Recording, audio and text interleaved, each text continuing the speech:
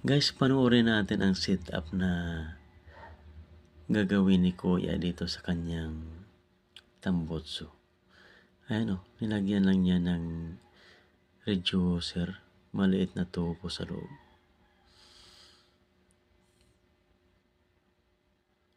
Yan o. Binabalik na niya yung mga tornilyo.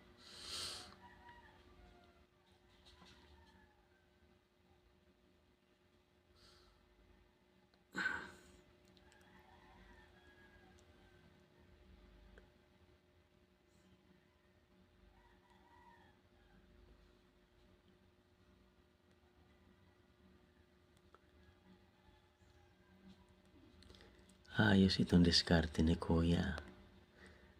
Simple lang. Isang reducer lang ang kinabit niya sa loob. Ayun, paanda rin na Kuya.